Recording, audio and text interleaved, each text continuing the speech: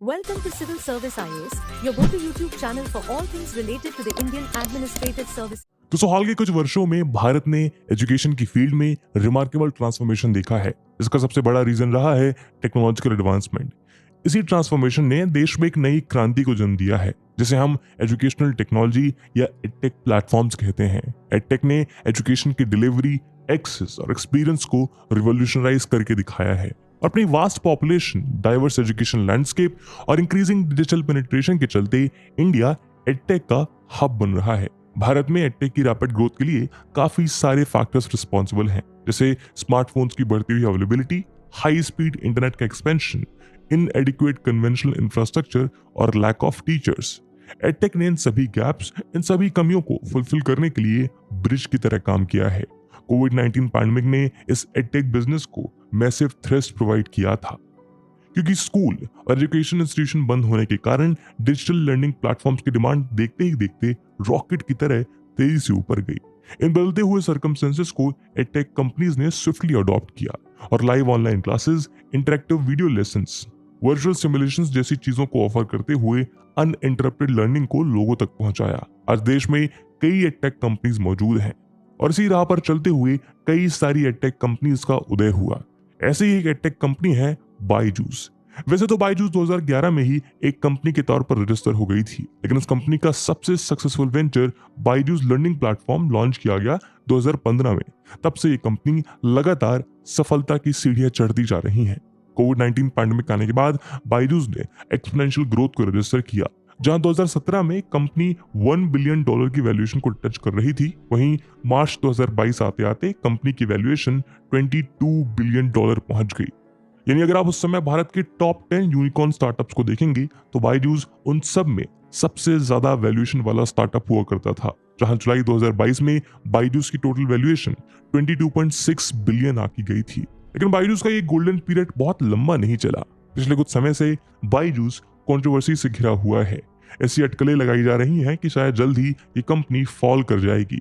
वजह है कंपनी के वैल्यूएशन का लगातार गिरना। दरअसल एक महीने पहले वर्ल्ड की largest asset manager company black rock ने बायजूस की वैल्यूएशन को $8.2 बिलियन तक गिरा दिया था। वहीं अब इसी कंपनी की इन्वेस्टर प्रोसेस ने कंपनी का वैल्यूएशन फर्दर डिक्रीज करते हुए $5.1 बिलियन बताया है। बायजूस लगातार अपने एम्प्लॉयज को फायर कर रहा है और कंपनी के बोर्ड मेंबर्स भी कंपनी का साथ छोड़ रहे हैं। यहाँ तक कि बायजूस के ऑडिट्स को हैंडल करने वाली कंपनी डेलॉइट ने भी रिजाइन कर दिया है। लेकिन आखिर कंपनी के साथ ऐसा क्या गलत हुआ कि भारत की most valued unicorn startup company अर्श से फर्श पर आ गई? आज की इस वीडियो में हम बायजूस के डाउनफॉल के ऊपर एक डिटेल स्टडी करेंगे, जहां हम बायजूस की पूरी जर्नी को जानेंगे और समझेंगे कंपनी के डाउनफॉल के रीजंस को। इस वीडियो की इंपॉर्टेंस, इस वीडियो में एक्सप्लेन किए गए कॉन्सेप्ट्स यूपीएससी प्रीलिम्स और मेंस के जीएस3 के इकोनॉमिक सेक्शन के लिहाज से इंपॉर्टेंट हो सकते हैं। इसके बारे में हम वीडियो के अंत में और भी बात करेंगे, पर फिलहाल के लिए अपने डिस्कशन को हम आगे बढ़ाते हैं। तो 2 साल पहले तक ऐसा प्रतीत होता था कि बायजूस जिस सफलता के रथ पर सवार है उसे कोई नहीं रोक सकता। बायजूस देश भर से एजुकेटर्स और टीचर्स का एक पूल बना स्टूडेंट्स के लिए कंटेंट क्रिएट कर उन्हें टैबलेट्स में डालकर सेल्स और मार्केटिंग प्रोफेशनल्स द्वारा बेच रहा था। पैंडेमिक के समय जब एडटेक स्पेस में बूम आया तो हर इन्वेस्टर अपना पैसा इसी स्पेस में इन्वेस्ट करना चाहता था, जिसमें सबसे बड़ी बेट बायजूस पर लगी। पर इस ग्रोथ का एडिक्शन बायजूस को कुछ ऐसा लगा कि उसने कैपिटल के लिए इन्वेस्टमेंट ही नहीं, डेट का रास्ता अपनाना भी शुरू कर दिया। नवंबर 2021 में बायजूस ने $1.2 बिलियन का लोन लिया, क्योंकि ये लोन उसे काफी सस्ते इंटरेस्ट रेट पर मिल रहा था। इंटरेस्ट रेट था 5.5% प्लस LIBOR। LIBOR का मतलब होता है लंदन इंटरबैंक ऑफर रेट, और ये इंटरेस्ट रेट था मात्र 0.2%।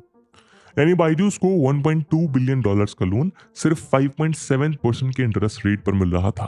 बायजूस का प्लान था कि इस पैसे का इस्तेमाल करके और कंपनीज को एक्वायर करना, स्पेशली यूएस में। लेकिन सिर्फ 2 साल के अंदर ये लोन बायजूस के गले की हड्डी बन गया, क्योंकि ये लोन TLB यानी टर्म लोन बी रूट से लिया गया था। टर्म लोन बी रूट से लोन लेने में हर महीने प्रिंसिपल और इंटरेस्ट पे नहीं करना पड़ता, बल्कि लेंडर आपको पूरा पैसा देने के लिए 5 से 6 साल का समय देता है। यानी इस फिक्स टेन्योर में बोरोवर को पूरा पैसा वापस करना होता है। पर इसमें बहुत बड़ी प्रॉब्लम यह है कि 5 से 6 साल के दौरान लोन लेने वाली कंपनी बहुत सारी फाइनेंशियल ट्रबल को फेस कर सकती है। ऐसे में यह भी संभावना है कि कंपनी लोन पे करने में असमर्थ हो, इसलिए लेंडर्स लोन के साथ कुछ टर्म्स एंड कंडीशंस जोड़ते हैं। बायजूस के लिए टर्म्स एंड कंडीशन थी कि उसे अपने लोन की रेटिंग 9 महीने के अंदर मूडीज या S&P जैसी रेटिंग एजेंसी से करानी होगी, ताकि अगर कंपनी डिफॉल्ट करने की स्थिति में आए तो पहले से ही पता लगाया जा सके। साथ ही लेंडर्स ने कहा कि सितंबर 2022 तक बायजूस को अपने फाइनेंशियल स्टेटमेंट्स पब्लिश करने होंगे और बायजूस के ऑडिटर डेलोइट को बायजूस के फाइनेंशियल स्टेटमेंट्स को स्क्रूटनाइज करना होगा। लेकिन बायजूस ने इनमें से किसी भी कंडीशन को फुलफिल नहीं किया।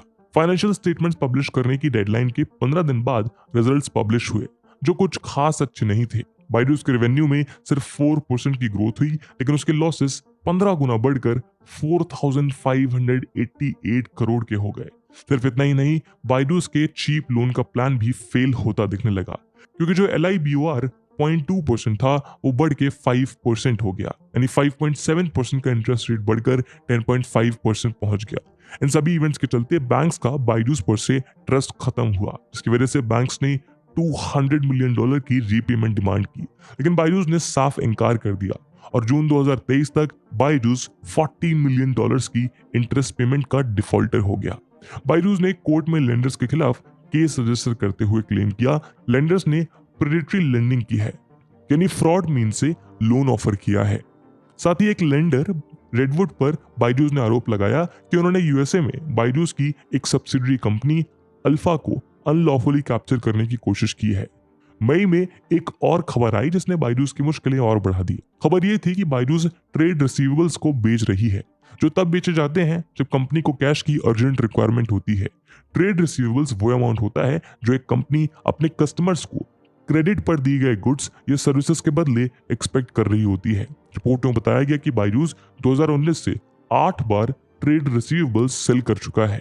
सोचने वाली बात यह है कि जब बायजूस पहले ही इतनी फंडिंग उठा चुका है तो फिर उसे इतनी बार ट्रेड रिसीवेबल्स बेचने की जरूरत क्यों पड़ी। इसका सीधा मतलब है कि शायद कंपनी में कुछ ठीक नहीं है। लोन डिफॉल्ट करने और ट्रेड रिसीवेबल्स सेल करने के अलावा कई सारे र्यूमर्स भी हैं जो बायजूस के खिलाफ फ्लोट हो रहे हैं। ऐसा कहा जा रहा है कि गूगल और फेसबुक ने बायजूस के अकाउंट्स को सस्पेंड कर दिया है, क्योंकि कंपनी ने एड्स रन करने के बाद अपने ड्यूज को क्लियर नहीं किया। साथ ही ऐसे भी रूमर्स हैं कि बायजूस ने एम्प्लॉइज से TDS डिडक्ट किया, लेकिन गवर्नमेंट को डिपॉजिट नहीं किया, बल्कि उस पैसे का इस्तेमाल कंपनी के दूसरे ऑपरेशंस में कर दिया। हालांकि इस एलिगेशन में अभी कंफर्मेशन नहीं है, पर यह न्यूज कई सोर्सेस के द्वारा फ्लोट की जा रही है। सिर्फ इतना ही नहीं, कंपनी पर यह भी आरोप है कि कोर्स खरीदने वाले कस्टमर्स जब कैंसिलेशन या रिफंड की मांग करते हैं तो कंपनी कस्टमर्स को सपोर्ट नहीं देती। इस लोन प्रॉब्लम को देखकर ऐसा लगता है कि बायजूस एक डेलिकेट जेंगा टावर की तरह खड़ा है और एक भी गलत कदम बायजूस के पूरे साम्राज्य को मिट्टी में मिला देगा। लेकिन बायजूस सिर्फ इस लोन प्रॉब्लम से नहीं जूझ रहा, बल्कि उसके सामने और भी समस्याएं खड़ी हैं। बायजूस ने अपने एक्सपेंशन के लिए 2020 में व्हाइट हैट जूनियर नाम के एक कोडिंग प्लेटफॉर्म को $300 मिलियन के वैल्यूएशन पर खरीदा था। व्हाइट हैट जूनियर को उस समय पर बायजूस की सबसे बेस्ट एक्विजिशन माना जा रहा था, लेकिन आज बायजूस के टोटल लॉस में से 26% अकेले ये एक प्लेटफॉर्म कंट्रीब्यूट कर रहा है। व्हाइट हैट जूनियर बेहद फ्यूचरिस्टिक प्लेटफॉर्म माना जा रहा था, जो अर्ली एज में ही बच्चों के अंदर कोडिंग के इंटरेस्ट को डेवलप करता है और उन्हें फ्यूचर के लिए रेडी करता है। तो फिर आखिर व्हाइट हैट जूनियर फेल क्यों हुआ? इसके पीछे काफी सारे रीजंस हैं। सबसे पहली प्रॉब्लम थी इसके मिसलीडिंग एडवर्टीजमेंट्स। इस कंपनी के एडवर्टीजमेंट्स में दिखाया जाता था कि छोटे छोटे बच्चे इस प्लेटफॉर्म से कोडिंग करके गूगल जैसी कंपनीज में भी जॉब कर रहे हैं। सिर्फ इतना ही नहीं, उनके कई करोड़ के पैकेजेस एडवर्टीजमेंट में दिखाए जाते थे, जो कि काफी मिसलीडिंग थे। ऐसे एडवर्टीजमेंट के चलते कंपनी को काफी बैकलैश भी झेलना पड़ा और उससे जुड़ी हुई काफी सारी कंट्रोवर्सीज भी हुई, क्योंकि रियलिटी ये है कि भले ही इस तरह के प्लेटफॉर्म बच्चों के अंदर कोडिंग टेम्परामेंट को डेवलप करने में हेल्प कर सकते हैं, लेकिन सिर्फ इस प्लेटफॉर्म के कोर्स लेकर आप गूगल जैसी कंपनीज में जॉब नहीं पा सकते, या एटलीस्ट एक सीनियर डेवलपर या डेवलपर नहीं बन सकते। दूसरा रीजन है इस प्लेटफॉर्म के high subscription charges. On an average white hat junior के कोर्सेज 50,000 रुपीज से ज्यादा कॉस्ट के होते हैं। अब क्योंकि भारत में पॉपुलेशन का एक बहुत बड़ा सेक्शन ऐसा है जो इतनी हाई कॉस्ट अफोर्ड नहीं कर सकता, इस हाई सब्सक्रिप्शन फीस के चलते इस प्लेटफॉर्म का कस्टमर बेस कुछ खास ग्रो नहीं कर पाया। इतनी हाई सब्सक्रिप्शन फीस का बहुत बड़ा रीजन है कि ये प्लेटफॉर्म वन-ऑन-वन क्लासेस ऑर्गेनाइज करवाता है, यानी कि हर बच्चा जो प्लेटफॉर्म पर सब्सक्रिप्शन चार्ज पे करता है उसे पर्सनल क्लासेस दी जाती हैं। प्लेटफॉर्म के ऊपर पेरेंट्स आरोप लगाते हैं कि जो टीचर्स बच्चों को कोडिंग सिखाते हैं उनकी क्वालिटी अच्छी नहीं है। बच्चों को कोडिंग सिखाने के बजाय वो डायरेक्टली प्लेटफॉर्म पर ही उन्हें गाइड करते रहते हैं। ऐसे में टीचर के सामने तो बच्चे प्लेटफॉर्म यूज कर पाते हैं, बट विदाउट गाइडेंस प्लेटफॉर्म की यूजेबिलिटी उनके लिए जीरो हो जाती है।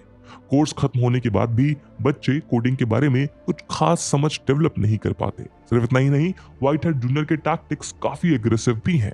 जब भी किसी ने ऑनलाइन प्लेटफॉर्म्स के माध्यम से कंपनी को क्रिटिसाइज करना चाहा तो कंपनी ने उन्हें एग्रेसिवली टैकल करने की कोशिश की। कुछ क्रिटिक्स के खिलाफ तो कंपनी ने मानहानि का मुकदमा तक दायर कर दिया और इसी वजह से इस प्लेटफॉर्म को और ज्यादा बैकलैश झेलना पड़ा। पर फिर भी इस प्लेटफॉर्म की ह्यूज पोटेंशियल को देखते हुए बायजूस ने इसे परचेज किया। लेकिन अब एक्सपर्ट्स का मानना है कि इस प्लेटफॉर्म को बंद कर देना चाहिए क्योंकि बायजूस अपने एक्सपेंस को कट करना चाहता है। एक तरफ जहां एम्प्लॉयज को निकालकर बायजूस अपने खर्चों को कम कर रहा है, वहीं दूसरी तरफ इस प्लेटफॉर्म के लॉसेस कंपनी के रेवेन्यू पर बड़ी चोट कर रहे हैं। लेकिन इतने बड़े लॉसेस और इस प्लेटफॉर्म को बंद करने की रिकमेंडेशन के बावजूद बायजूस प्लेटफॉर्म को अभी भी रन करना चाहती है क्योंकि कंपनी का मानना है कि आज नहीं तो कल ये वेंचर सक्सेसफुल जरूर रहेगा। दोस्तों, बायजूस के काफी सारे एम्प्लॉयज ने कंपनी के टॉक्सिक वर्क कल्चर के बारे में सोशल मीडिया पर बताया है। एम्प्लॉयज का कहना है कि अपर ऑफिशियल्स द्वारा उन्हें फोर्स किया जाता है कि वो अपने सेल्स टारगेट को मीट करें, जिनमें मिनिमम टारगेट होता है दिन में एटलीस्ट एक सेल को रजिस्टर करना, और अगर एम्प्लॉयज द्वारा ऐसा नहीं किया जाता तो उसकी सजा के रूप में उन्हें नौकरी से निकाल दिया जाता है। अपनी जॉब्स को सेव करने के लिए एम्प्लॉयज मिसलीडिंग वे में पेरेंट्स को कोर्सेज सेल करते हैं, लेकिन जब बायजूस के कोर्सेज पेरेंट की एक्सपेक्टेशंस को मीट नहीं कर पाते तो पेरेंट्स के पास कोई ऑप्शन नहीं बचता। अगर वो अपना सब्सक्रिप्शन कैंसिल भी कराना चाहें तो उनकी कोई हेल्प नहीं की जाती। टारगेट मीट्स करने की होड़ में एम्प्लॉयज को फेक सेल्स रजिस्टर करवानी पड़ती है। एग्जाम्पल के लिए, अगर किसी कोर्स की कॉस्ट 1 लाख रुपए है तो उसकी डाउन पेमेंट 15,000 है, तो उसका मतलब यानी 15,000 की पेमेंट कंपनी के पास आने पर ये सेल रजिस्टर हो जाती है। अगर एम्प्लॉयज पर डे एक सेल की टारगेट को मीट नहीं कर पाते तो सभी एम्प्लॉयज से थोड़े थोड़े पैसे लेकर 15,000 इकट्ठे किए जाते हैं और फेक सेल को रजिस्टर कर दिया जाता है। इस रूट का इस्तेमाल करके एम्प्लॉयज अपनी नौकरी बचाते हैं, लेकिन एक्चुअली में कंपनी जिसे सेल समझ रही होती है वो ऑर्गेनिक है ही नहीं। साथ ही भले ही कंपनी के पास 1 लाख के कोर्स की सिर्फ 15,000 डाउन पेमेंट आई हो, लेकिन कंपनी पूरे 1 लाख को अपने रेवेन्यू में ऐड करती है। डाउन पेमेंट के बाद कई सारे पेरेंट्स कोर्सेज की EMI पे नहीं कर पाते और कोर्सेज को कंटिन्यू नहीं कर पाते, लेकिन इसके बावजूद कंपनी के रेवेन्यू में 1 लाख पहले ही जुड़ चुके होते हैं, यानी कि 85,000 रुपीज का ये डिफरेंस कंपनी के रेवेन्यू में शो होगा, बट एक्चुअली ये पैसा कंपनी के पास आया ही नहीं।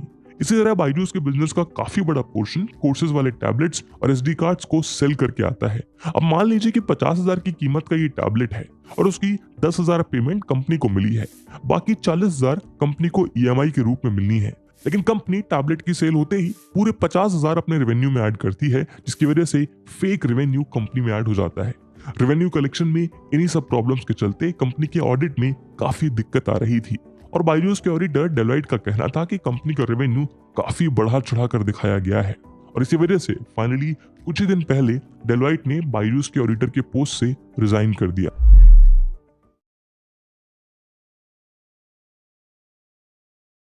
बायजूस अपने मार्केटिंग पर हद से ज्यादा पैसे खर्च करता है। शाहरुख खान जैसे बड़े स्टार को अपनी कंपनी का ब्रांड एम्बेसडर बनाना हो, इंडियन क्रिकेट टीम का टाइटल स्पॉन्सर बनना हो या फिर कतर में हुए फीफा वर्ल्ड कप को स्पॉन्सर करना, बायजूस ने मार्केटिंग में दिल खोल कर पैसे खर्च किए। बायजूस ने फाइनेंशियल ईयर 2020 में 2,873 करोड़ रुपए का टोटल एक्सपेंडिचर किया था, जो फाइनेंशियल ईयर 2021 में बढ़ के 7,027 करोड़ हो गया।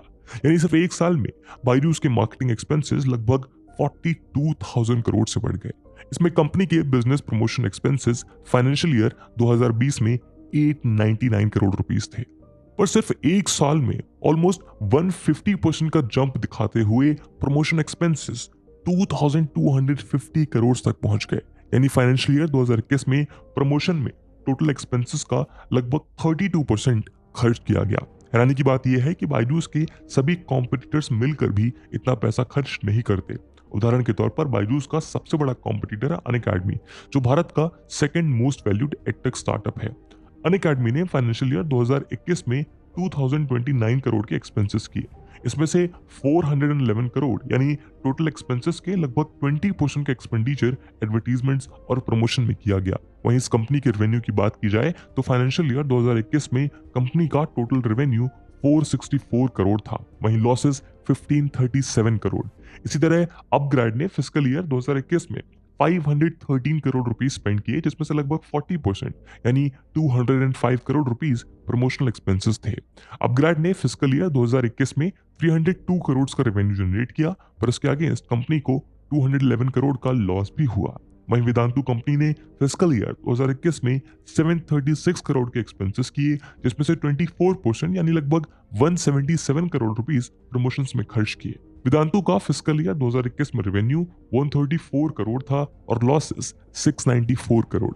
अब तीनों कॉम्पिटिटर्स के मार्केटिंग एक्सपेंसेस को कंबाइन किया जाए तो ये 793 करोड़ रुपीस बनता है, लेकिन बायजूस का अकेले का मार्केटिंग एक्सपेंस इन तीनों के कंबाइंड एक्सपेंस से 3 गुना है, जो बताता है कि बायजूस मार्केटिंग पर कितने बड़े स्केल पर खर्च कर रहा है।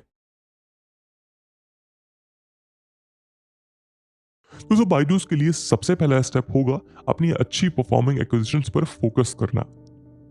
बायजूस की सबसे अच्छी एक्विजिशन साबित हुई है आकाश एजुकेशनल सर्विस लिमिटेड की। अप्रैल 2021 में बायजूस ने आकाश एजुकेशनल सर्विस लिमिटेड को $950 मिलियन यानी करीब 7,100 करोड़ रुपीस में एक्वायर किया था। ये इंडियन एडटेक स्पेस के इतिहास की सबसे बड़ी एक्विजिशन थी। इस कंपनी को खरीदने के बाद बायजूस के फाउंडर रविंद्रन, उनकी वाइफ दिव्या गोकुलनाथ और उनके भाई रिजू रविंद्रन की कंपनी के अंदर 26.09% की हिस्सेदारी हो गई थी। आकाश एजुकेशनल सर्विसेज के ओरिजिनल फाउंडर्स के साथ साथ primary stake holder Blackstone group का बायजूस के अंदर माइनॉरिटी स्टेक है। आकाश के पास करंटली 5700 टीचर्स और 4 लाख से ज्यादा स्टूडेंट्स हैं और ये बायजूस की बेहद प्रॉफिटेबल एंटिटी है। ऐसी उम्मीद की जा रही है कि आकाश रेवेन्यू में 3x ग्रोथ के साथ 2023 को क्लोज करेगी, यानी लगभग 300 करोड़ रुपीस का रेवेन्यू जनरेट करेगी। रेवेन्यू में इतनी ग्रोथ का एक बहुत बड़ा रीजन है कि एक्विजिशन के बाद से आकाश ने 115 नए सेंटर्स खोले हैं और अब उसके टोटल सेंटर्स 320 हो गए हैं। आकाश एजुकेशनल सर्विसेज टेस्ट प्रिपरेशन में अपनी एक्सपर्टीज रखती हैं और एक बड़ी फील्ड थी जिसमें बायजूस लैक करता था। बायजूस के फाउंडर का कहना था कि टेस्ट प्रेप में आकाश की एक्सपर्टीज को बायजूस के कंटेंट के साथ इंटीग्रेट करना चाहते हैं। इस इंटीग्रेशन के बाद आकाश में और भी ज्यादा पैसे इन्वेस्ट किए जाएंगे ताकि इस पर्टिकुलर स्टार्टअप को और ग्रो किया जा सके। इसके अलावा आकाश एजुकेशनल सर्विस लिमिटेड एक सेपरेट एंटिटी की तरह ऑपरेट करती रहेगी। बायजूस धीरे धीरे अपने ऑफलाइन फुटप्रिंट्स को भी बढ़ा रहा है और इस पूरे प्लान में आकाश टेस्ट प्रेप इनिशिएटिव के लिए बायजूस के फ्रंट एंड पर रहेगा। बायजूस को व्हाइटहेड जूनियर जैसे नॉन परफॉर्मिंग एक्विजिशंस को भी या तो जल्द से जल्द रिवाइव करना होगा या फिर इनके ऑपरेशंस को बंद करना होगा। बायजूस के टोटल लॉस में से 26% की हिस्सेदारी रखने वाले व्हाइटहेड जूनियर का फ्यूचर ब्राइट नहीं दिख रहा। हालांकि बायजूस के फाउंडर का कहना है कि व्हाइटहेड जूनियर जल्द ही प्रॉफिटेबल हो जाएगी।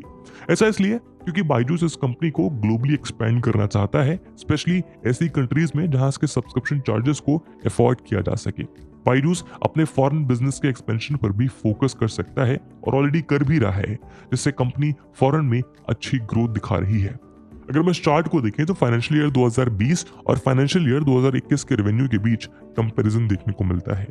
इन दोनों सालों में इंडिया में जहां बायजूस का रेवेन्यू डिक्लाइन हुआ है, वहीं फॉरेन कंट्रीज में बायजूस के रेवेन्यू में इंक्रीज देखा गया है। अमेरिका में फाइनेंशियल ईयर 2021 में बायजूस ने जहां 795 करोड़ रुपीस का रेवेन्यू जनरेट किया, वहीं मिडिल ईस्टर्न कंट्रीज में 497 करोड़ रुपीस का रेवेन्यू जनरेट किया। ये ऐसी कंट्रीज हैं जहां पर कैपिटा इनकम इंडिया के कंपैरिजन में काफी हाई है और ये बायजूस द्वारा चार्ज किए जाने वाले सब्सक्रिप्शन फीस को अफोर्ड कर सकते हैं। इस बात को समझते हुए बायजूस फॉरेन कंपनीज का भी लगातार एक्विजिशन कर रहा है। यूएसए के ऑस्मो और टिंकर जैसे प्लेटफॉर्म्स और ऑस्ट्रिया की जियोजेब्रा कंपनी का एक्विजिशन बायजूस की इसी पॉलिसी का सबूत है। बायजूस ने कतर इन्वेस्टमेंट अथॉरिटी QIA के साथ भी पार्टनरशिप की है और कतर की कैपिटल दोहा में एक नया एडटेक बिजनेस और R&D सेंटर लॉन्च किया है। इस सेंटर को बनाने का उद्देश्य है मिडिल ईस्ट और नॉर्थ अफ्रीका रीजन के स्टूडेंट्स के लिए रिसर्च करके पर्सनलाइज लर्निंग सॉल्यूशंस क्रिएट करना। कोविड पैंडेमिक ओवर होने के बाद जब से ऑफलाइन इंस्टीट्यूट्स खुलना शुरू हुए हैं, तब से एडटेक स्टार्टअप्स का बिजनेस डाउन होता जा रहा है। यानी अब अपने रिवाइवल के लिए बायजूस को शायद वहीं वापस जाना होगा जहां से इस कंपनी ने शुरुआत की थी, और वो थे क्लासरूम्स। इसलिए बायजूस अब ऑफलाइन स्पेस में एंटर करना शुरू कर चुका है। अलग अलग शहरों में बायजूस ट्यूशन सेंटर खोलने जा रहा है। करंटली लगभग 23 शहरों में 80 सेंटर्स खोले जा चुके हैं और इसे पायलट प्रोजेक्ट की तरह चलाया जा रहा है। लेकिन अगले 1 से 1.5 साल में लगभग $200 मिलियन से ज्यादा की इन्वेस्टमेंट बायजूस ट्यूशन सेंटर में की जाएगी। बायजूस चाहता है कि बायजूस ट्यूशन सेंटर में अगले 2 साल के अंदर 10 लाख स्टूडेंट्स को रजिस्टर किया जाए। 2022 में बायजूस ने 300 फिजिकल ट्यूशन सेंटर्स खोले और ऐसा करने वाली बायजूस पहली मेजर एडटेक कंपनी थी। 2023 में फिजिकल ट्यूशन सेंटर के नंबर्स को बढ़ाकर बायजूस 600 तक करना चाहता है। इसके अलावा कोटा जैसे शहरों में एजुकेशन इंडस्ट्री का मेजर पैसा छिपा हुआ है, जहां हर साल 2 लाख बच्चे प्रिपरेशंस के लिए पहुंचते हैं। देश के अलग अलग शहरों से आने वाले ये बच्चे इंजीनियरिंग, मेडिकल या मैनेजमेंट के एग्जाम्स को क्रैक करना चाहते हैं। एग्जाम देने वाले बच्चों का नंबर बहुत ज्यादा है और सीट्स की संख्या काफी कम, यानी डिमांड और सप्लाई का गैप बहुत ज्यादा है। इस गैप की वजह से ज्यादातर बच्चे इन एग्जाम्स में फेल हो जाते हैं, पर कोशिश सभी करना चाहते हैं, जिसके लिए कोचिंग सेंटर्स को वे हैवी फीस पे करते हैं। वैसे तो बायजूस द्वारा एक्वायर की गई कंपनी आकाश पहले से ही कोटा में अपनी प्रेजेंस रखती है, लेकिन एलन करियर इंस्टीट्यूट और फिजिक्स वाला जैसे एस्टैब्लिश्ड कोचिंग इंस्टीट्यूट्स पहले से ही कोटा की मार्केट पर कब्जा करके बैठे हैं। इस मार्केट को कैप्चर करने में ना ही बायजूस का सेल्स फोर्स काम आएगा और ना ही मार्केटिंग में खर्च किया हुआ जबरदस्त पैसा। ऑफलाइन कोचिंग इंस्टीट्यूशन की मार्केट कैप्चर करने में सिर्फ एक चीज काम आती है और वो है करिज्मेटिक टीचर्स। ऑफलाइन मार्केट को कैप्चर करके बायजूस अच्छा खासा रेवेन्यू जनरेट कर सकती है, जो उसके रिवाइवल में बहुत हेल्पफुल होगा। इसके अलावा बायजूस को अपने टॉक्सिक वर्क कल्चर को ठीक करना होगा ताकि फेक सेल्स जैसी प्रॉब्लम्स को खत्म किया जा सके। साथ ही रेवेन्यू रिकॉग्निशन पर भी ध्यान देना होगा, यानी अगर किसी कोर्स के लिए डाउन पेमेंट प्राप्त हुई है तो कंपनी के रेवेन्यू में सिर्फ डाउन पेमेंट का ही अमाउंट जोड़ा जाए, ताकि कंपनी के रियल रेवेन्यू का सही प्रोजेक्शन मिल सके और स्टूडेंट्स और उनके पेरेंट्स समेत बायजूस के इन्वेस्टर्स भी फिर से कंपनी पर ट्रस्ट कर सकें। दोस्तों, कंपनी के फाउंडर बायजू रविंद्रन ने 29 जून को एक मीटिंग में कहा कि best of Byju's is yet to come.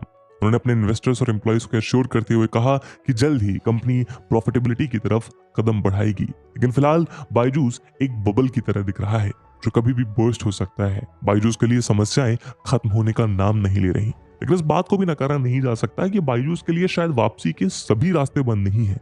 Company अपने लूपहोल्स को ठीक करके और अपनी स्ट्रेटजीज में चेंजेस करके प्रॉफिटेबिलिटी के रास्ते पर वापस लौट सकती है। पर अगर बायजूस फॉल हुई तो एक तरफ जहां ये दूसरी कंपनीज के लिए एक बड़ी अपॉर्चुनिटी क्रिएट करेगा, वहीं दूसरी तरफ इंडिया एडटेक स्पेस में एक ऐसी कंपनी को खो देगा जो फॉरेन कंट्रीज में भी जबरदस्त एक्सपेंशन कर रही है या फिर एटलीस्ट उसके बारे में सोच रही है। साथ ही इस कंपनी से जुड़े हुए हजारों एम्प्लॉइज भी अपनी नौकरियां खो देंगे। उम्मीद करते हैं कि बायजूस इस मझधार से जल्दी बाहर आए। इसी के साथ हमारा डिस्कशन आज यहीं समाप्त होता है। By subscribing to our channel, you'll gain access to a wealth of engaging videos that aim to educate and inspire.